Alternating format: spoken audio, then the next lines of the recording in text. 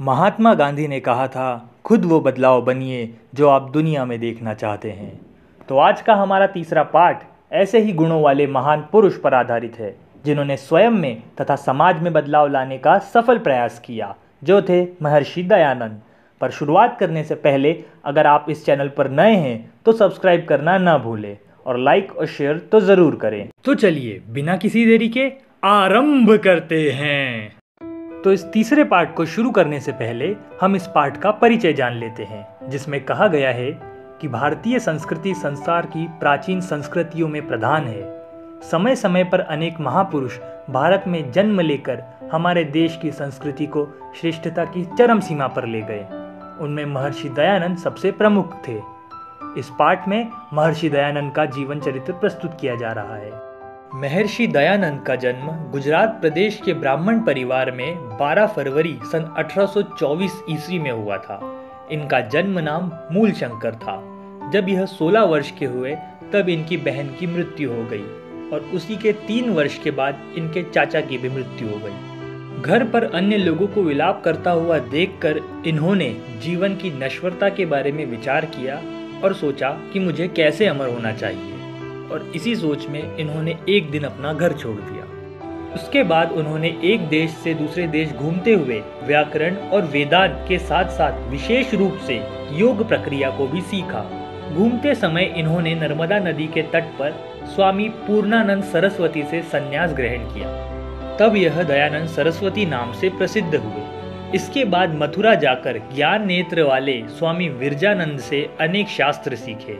विद्या की समाप्ति पर गुरु ने उनको आदेश दिया कि पुत्र, यह हमारा देश अज्ञानता रूपी अंधकार में गिरा हुआ है, इसलिए जाओ अज्ञानता रूपी अंधकार को दूर करो, ऋषियों द्वारा रचित शास्त्रों का उद्धार करो और वेद की ज्योति को फिर से प्रकाशित करो। दयानंद ने भी गुरु की आज्ञा को मानकर उन्हें प्रणाम किया और आशीर्वाद ग्रहण करके इस देश के वासी मानवों को अज्ञानता के अंधकार से उबारने के लिए कार्य क्षेत्र में आ गए। गुरु की आज्ञा का पालन करते हुए देश और समाज की उन्नति के लिए निरंतर भारतीय संस्कृति का प्रचार किया। धर्म के नाम पर होने वाले दिखावों को दूर करने के लिए और वैदिक धर्म की फिर से स्थापना करने के लिए इन्होंने संपूर्ण देश में भ्रमण किया। समाज की गलत प्रथाओं को दूर करने के लिए इन्होंने आर्य समाज की स्थापना की।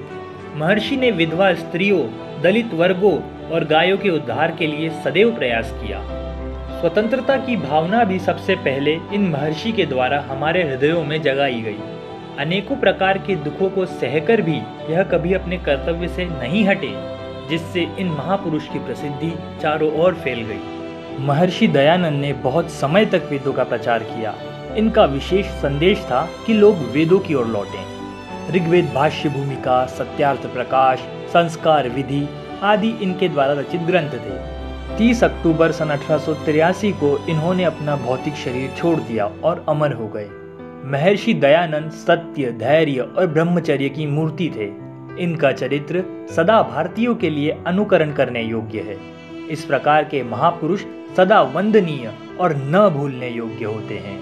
ऐसे महान पुरुष के जीवन से हमें भी सीख लेना चाहिए, ताकि हम भी देश के कल्याण में भागीदारी निभा सके।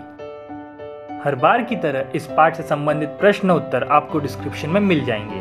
तो आपको ये वीडियो कैसा लगा हमें कमेंट बॉक्स में ज़रूर बताएं और वीडियो को लाइक और शेयर तो ज़रूर करें।